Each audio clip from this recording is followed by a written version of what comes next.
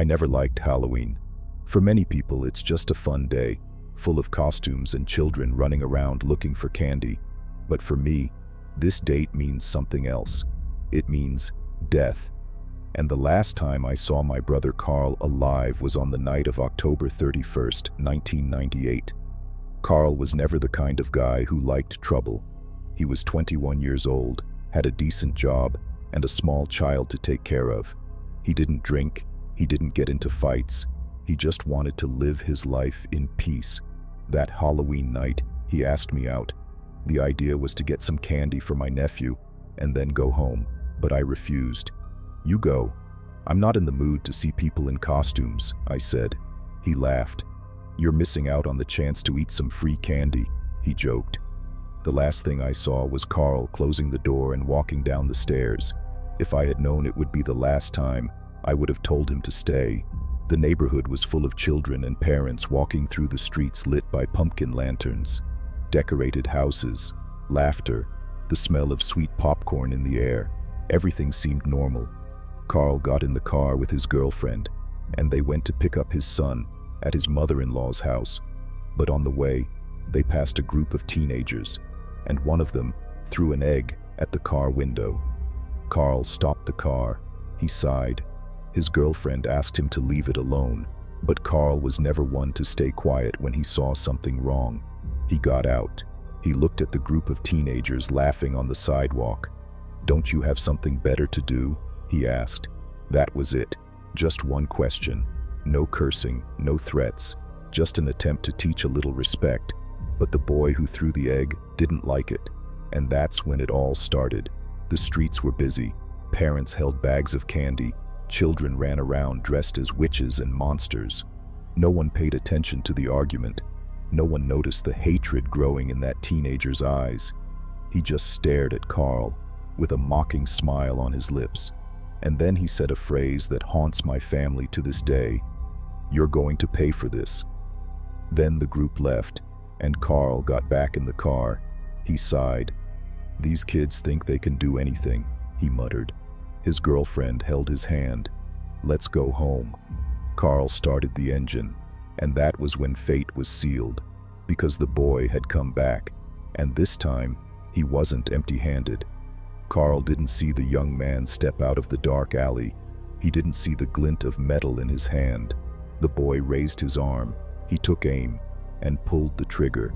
The bang echoed in the street. For a second, everything was silent. Then, the screams started. Carl's girlfriend screamed first. The children, the parents, the neighbors.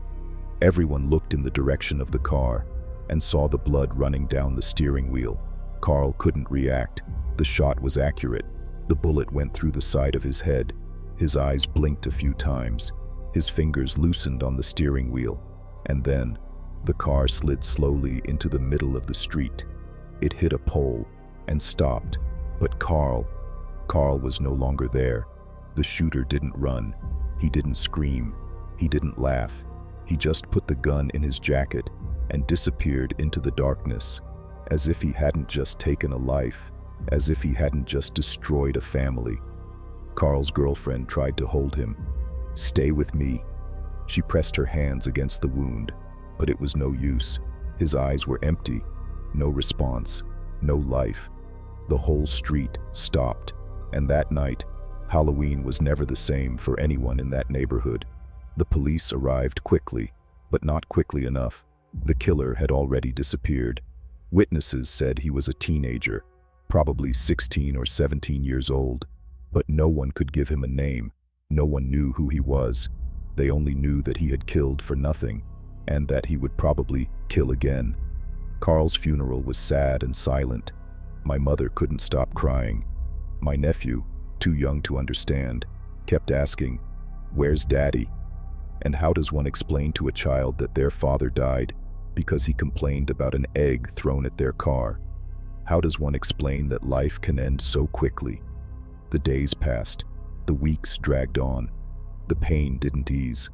But something even stranger happened, because every Halloween, my mother receives a card, always with the same message, handwritten, unsigned. "Happy Halloween. They never found out who sent it. The police investigated. Nothing. But we knew.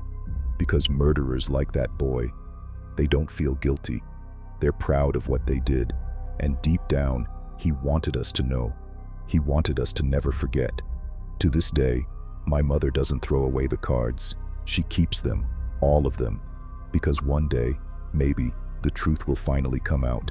And when that happens, the monster behind that bullet may finally pay for what he did. I should never have gone into those woods, but back then, I thought it was all just a story, a legend to scare children, something adults made up to keep us from venturing too far. But I was wrong, so wrong, and that night, I learned it the hard way. The story had been told for decades. In the 1970s, my town, a small community in the backwoods of California, was surrounded by dense forests and forgotten trails. The elders always told us not to go in there after dark, because something was watching us, and if you went in, you might never come out. The stories told of a tall, thin man with arms that were too long and a face as pale as wax. No one knew his name, but everyone called him the Man in the Woods. They said he only appeared to those who dared to defy the legend, that he walked slowly, but always got closer, no matter how fast you ran, and that if he got close enough, you disappeared. I never believed that. It was just a story to scare children, and that Halloween night, I wanted to prove it. I invited my friends Kevin and Danny to go with me to the forest. 5 minutes and we'll be back, I said. If that legend were true, they would have found a body by now, right? Kevin laughed. Danny hesitated, but in the end, everyone agreed. We didn't know, but we had already been seen. The forest was dense and silent. The wind whistled through the trees, and the dry leaves crunched under our feet. With each step, the air seemed heavier, but I ignored it, because there was nothing there, nothing but us and the darkness. At least, that's what I thought, until we heard the first sound. A branch snapped behind us. We turned quickly. Nothing. It was just an animal, Kevin said, trying to sound confident. But Danny was already scared. Let's get out of here, I laughed. What? You believe that nonsense now? He didn't answer, because that was when we saw the silhouette. A man was standing in the middle of the trees, tall, motionless. His face was hidden in the darkness. Danny grabbed my arm tightly. Who's that? The man didn't answer. He didn't move. He just watched us. And then he took a step forward. That's when we ran. My heart was pounding. The branches were cutting into my skin. I just wanted to get out of there. But with each passing second, the sound of footsteps behind us grew louder. He wasn't running, but he was getting closer nonetheless. And then Kevin stumbled. He screamed. I looked back for a second and wished I had never done that. The man in the woods was right behind Kevin, and for the first time, I saw his face, pale, expressionless, eyes sunken and dark as night. He raised his hand, and Kevin screamed, a sound that echoed through the entire forest. And then, silence. I wanted to help him, but Danny pulled me. He's gone, he said, tears in his eyes. And I ran. I ran like I had never run before. The sound of footsteps continued, until finally, we reached the road. And when I looked back, the forest was empty. No sign of Kevin, no sign of the man, nothing. We called the police. The search went on for weeks. They searched every inch of that forest, but they never found anything. No clues, no body. It was as if Kevin had never existed. Some people say he ran away. Others say he was taken. I know only one thing. If you walk through the forest at night, in the middle of the silence, you can hear a whisper on the wind. Faint, almost imperceptible. Kevin's voice, crying for help. Kevin never came back. And believe me, we tried to find him. The police, the firefighters, the townspeople. They all searched. Nothing. No footprints, no clothing, no sound. It was like he had been erased from the world. But I knew the truth, because every night I heard his voice. Days passed, then weeks, until the town stopped searching. The police concluded that Kevin had run away or gotten lost in the woods, Case closed, but not for me. I couldn't sleep, because every night, at exactly 3:33 a.m., I woke up to the same sound, a faint voice, far away, almost like an echo. "Help me!" It was Kevin. I was sure of it, and I needed to get back to the woods. Danny called me crazy. "Do you want to be next?" But I couldn't just forget. So that night, I grabbed my flashlight and headed back to the road. The same place, the same silence. The forest was waiting for me. Mist crept across the ground. The trees seemed bigger, darker. I followed the same steps as before, and then I heard it. The whispers, faint, coming from the middle of the forest. "Help me, help me." My heart raced. I ran until I reached a small clearing, and there, in the center, there was a mark on the ground, a circle. Inside it, deep footprints in the dirt, and right in the middle, Kevin's shirt. My whole body froze. The shirt was clean, as if it had been left there recently, as if someone wanted me to find it. It was then that the temperature dropped. My chest felt heavy, the air felt thick, and behind me, the branches cracked. I turned slowly, and there, among the trees, he stood, the man in the woods, tall, dark, unmoving. But now, he wasn't alone. Behind him, shadows moved, shapes of people, familiar faces. Kevin. His eyes were sunken, empty. His face was pale. And then, he opened his mouth, but it wasn't his voice that came out. It was the voice of the man in the woods. "Now you're next." I ran, but the whispers followed me. The forest tried to swallow me. The branches pulled me in. The ground sank beneath my feet, until finally, I saw the lights of the road. I ran, I survived, but I was never the same. Since that night, Kevin has never been mentioned again. The town tried to forget, but I know the truth. I know he's still there, trapped in those woods, trapped with him. And if you walk down that road, late at night, in the absolute silence, maybe you'll hear the whispers, "Help me." But if you do, don't answer, because that means he's chosen you, and that, very soon, the man in the woods will have another soul. Halloween has always been my favorite holiday. When I was a kid, nothing got me more excited than dressing up in a costume and going out with my friends to trick or treat. That night, October 31st, 1974, was no different. My mom dressed me up as a little vampire, and I went door to door with my best friend, Timothy O'Brien. The street was full of laughing children, bags of candy swinging, jack-o'-lanterns glowing on porches. Everything seemed perfect, until the night ended, and Timothy started to feel sick. We both got a lot of candy that night, but there was one special one, a Pixie Stix, those little tubes of colorful sugar that kids loved. Timothy grabbed his as soon as he got home. His father, Ronald O'Brien, watched, smiling. "Eat it, son," he said, and Timothy ate it. A few minutes later, he started screaming. His eyes went wide. He grabbed his throat and fell to the ground. I will never forget the sounds, the screams, the spasms, the drool dripping from the corners of his mouth. His mother was screaming for help. Ronald ran to the phone. He called an ambulance, but it was too late. Before they reached the hospital, Timothy O'Brien died in his father's arms, and no one knew why. Still, the next day, the town was in shock. How could a healthy child just drop dead after eating candy? The police were called. They took all the candy Timothy had collected that night. And then, they discovered the horror. The Pixie Stix were contaminated, laced with potassium cyanide, strong enough to kill 2 adults.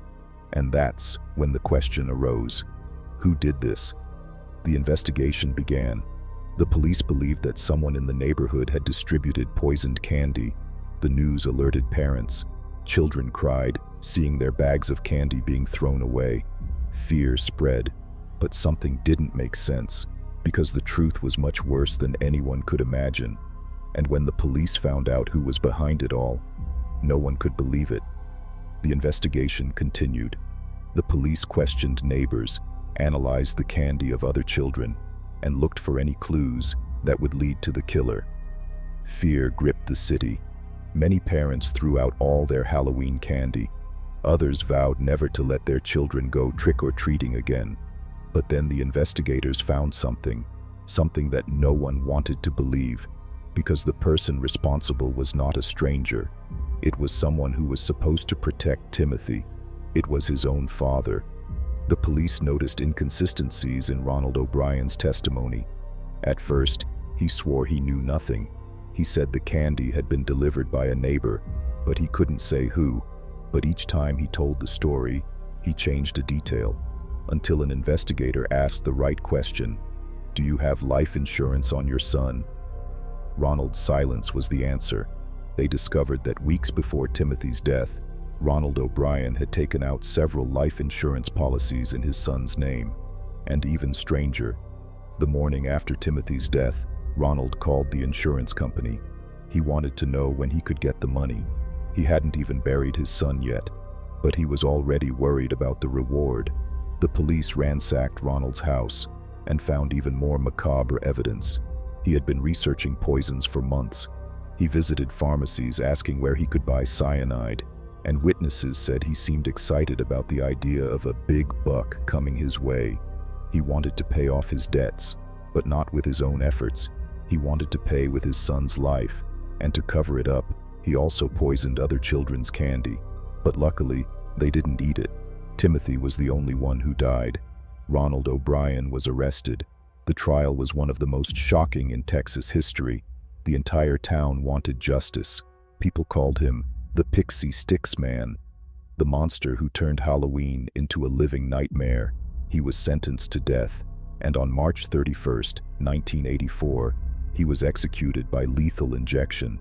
But to the end, he never admitted what he had done. Today, many parents are still afraid of poisoned candy. The case of Ronald O'Brien created a national paranoia, but the truth is, the greatest threat was never a stranger. It was a father who was supposed to protect, and a monster who lived inside his own house. Halloween has always been my favorite holiday.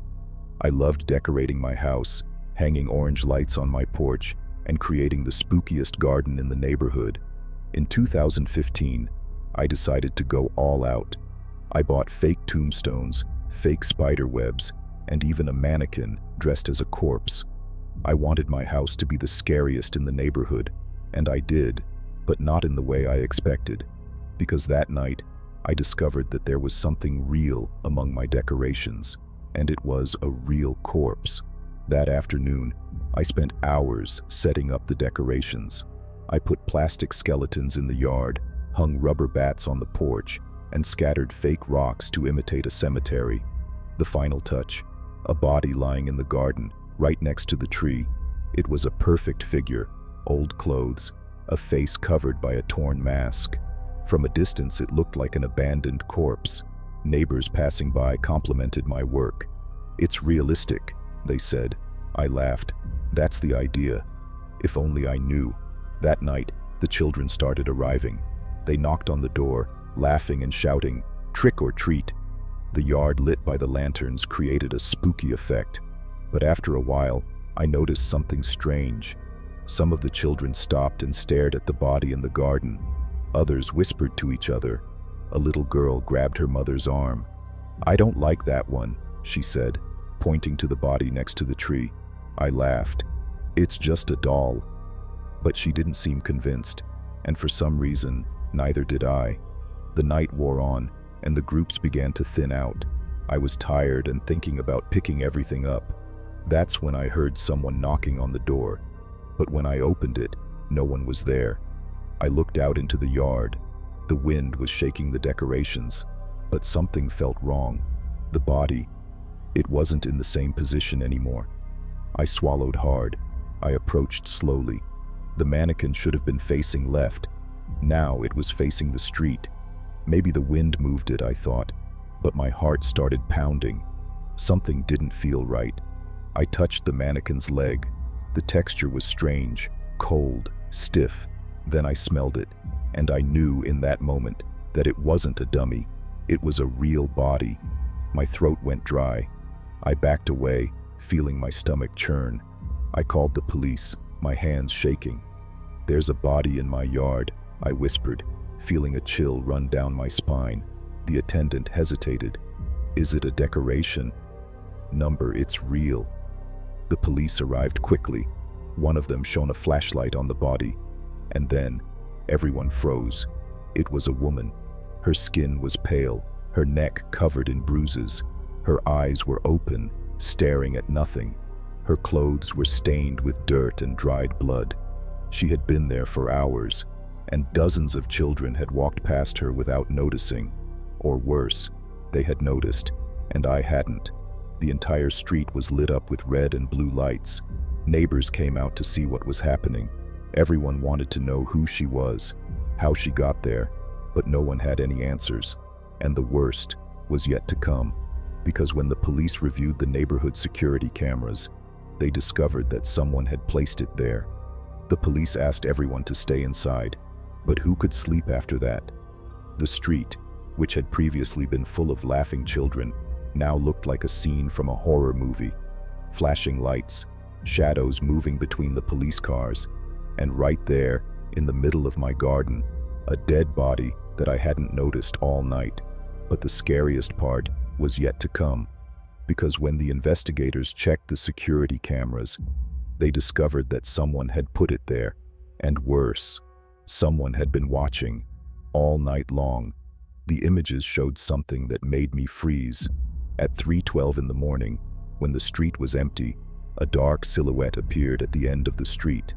It was a man, tall, thin, with a long coat that dragged on the ground. He walked slowly towards my garden, and without hesitation, he placed the body there, as if it were part of the decoration. Then he walked away and stood there, on the corner, watching, the whole night.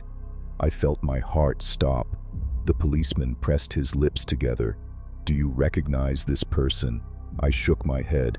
I've never seen her before, but deep down, I knew this was no coincidence.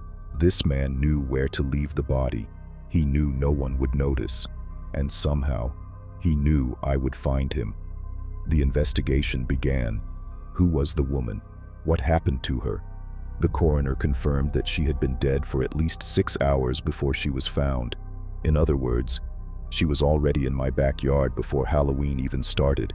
That means that while I was putting up my decorations, while I was hanging spider webs, while I was laughing at the kids knocking on the door, the body was already there, and I didn't notice.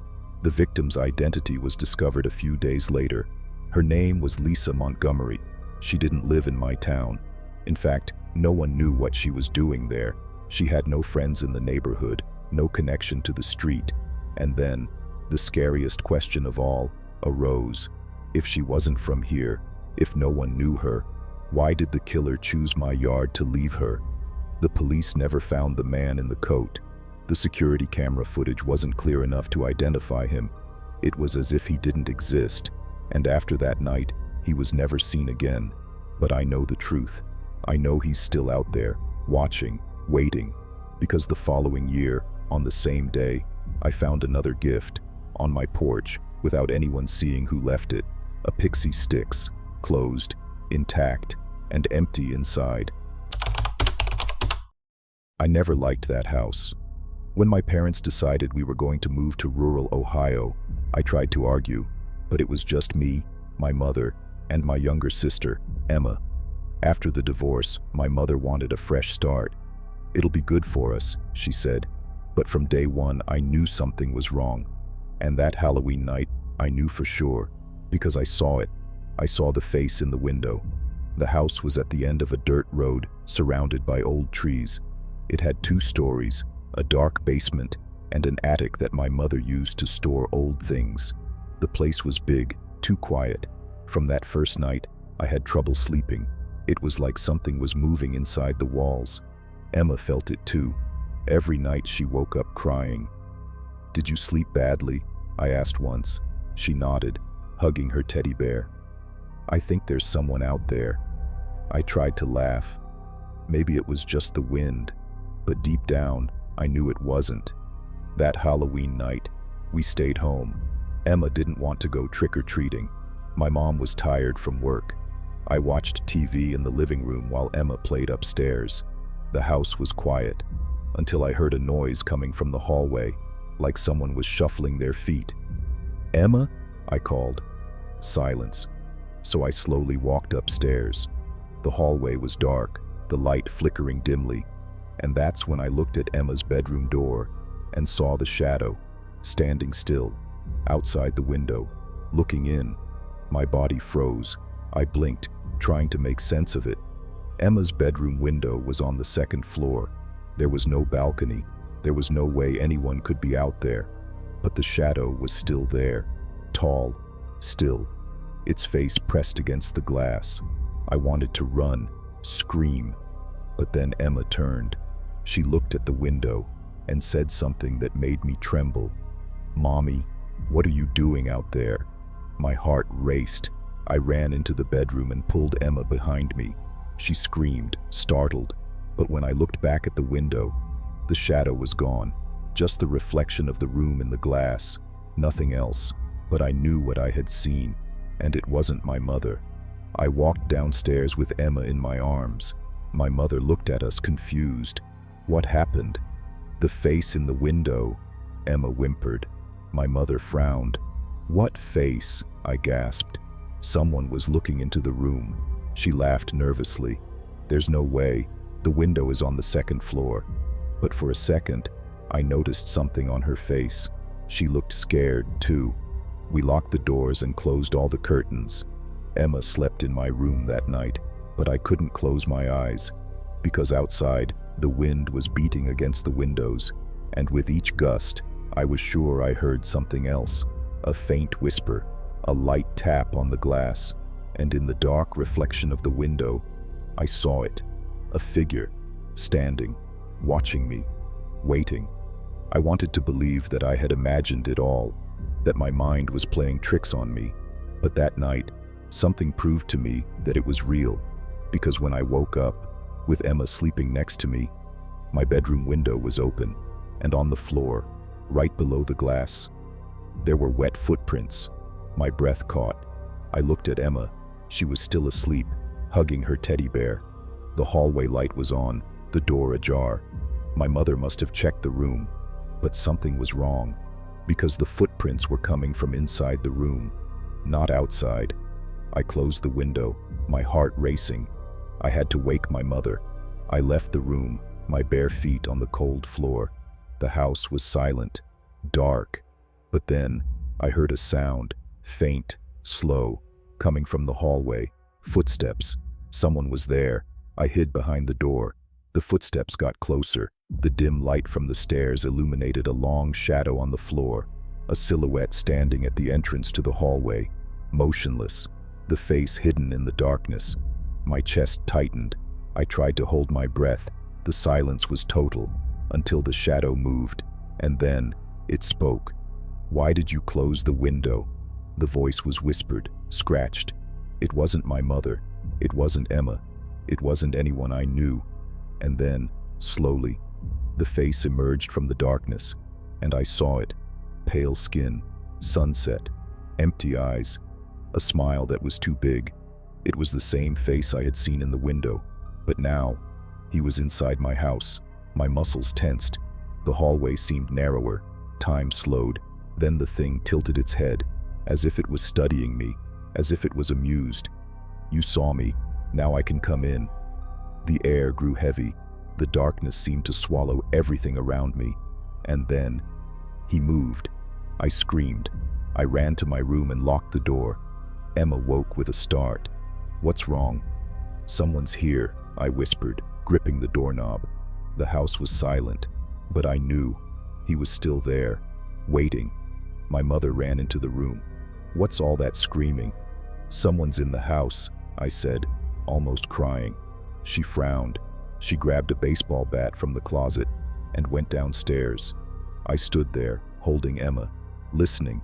The silence lasted a minute, 2, 3. Then my mother came back and said something that took my breath away. All the doors were locked, but I saw it. Emma saw it.